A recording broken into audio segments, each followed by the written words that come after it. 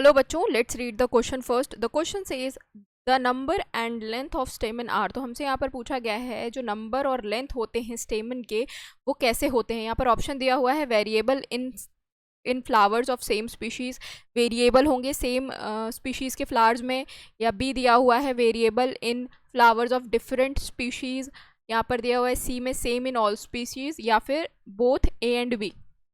तो अगर स्टेमन की बात करें तो स्टेमन क्या होता है बच्चों? स्टेमन कुछ इस तरीके का दिखता है। ये हो गया स्टेमन, स्टेमन का हो गया ये पार्ट एंथर, एंथर, और ये हो गया फिलामेंट।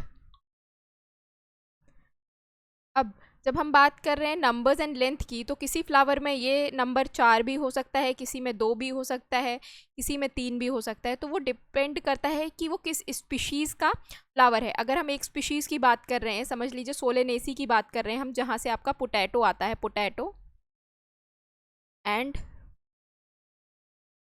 टोमेटो, इन दोनों ये दोनों बिलोंग करते हैं आपके सोलेनेसी फैमिली के। तो अगर इसकी स्पीशीज़ में टोमेटो के बारे में बात कर रही हूँ, तो टोमेटो में जो नंबर और लेंथ होगी स्टेमन की वो डिफरेंट होगी, वहीं पोटैटो की लेंथ और नंबर स्टेमन के वो डिफरेंट होंगे।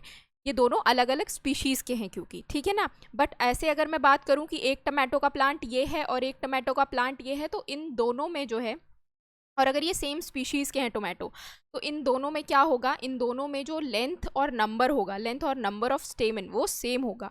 तो यहाँ पर वेरिएबल कहाँ पर है? लेंथ और नंबर ऑफ स्टेमन डिफरेंट स्पीशीज़ में वेरिएबल है। जैसे पोटैटो अलग स्पीशीज़ थी, टोमेटो अलग स्पीशीज़ थी, बट सेम स्पीशीज़ में क्या होंगे? वेरिएबल नहीं होंगे, सेम होंगे। तो हमारा पहला ऑप्शन गलत हो गया बच्चों। ये जो है वेरिएबल होंगे कहाँ? डिफरेंट स्पीशीज में। तो करेक्ट आंसर क्या हो जाएगा आपका? ऑप्शन नंबर बी हो जाएगा। सेम इन ऑल स्पीशीज नहीं बच्चों, वेरी करता है। डिफरेंट डिफरेंट स्पीशीज में जो है डिफरेंट डिफरेंट साइज के होते हैं, डिफरेंट डिफरेंट नंबर्स के होते हैं, कि किसी में 2 प्रेजेंट है, किसी में 4 प्रेजेंट है, ये गलत हो जाएगा, बोथ हो नहीं सकता। तो करेक्ट आंसर क्या हो जाएगा आपका? ऑप्शन नंबर बी हो जाएगा आपका करेक्ट आंसर। होप आप लोगों को ये सोल्यूशन समझ में आया हो बच्चों। Thank you, all the best.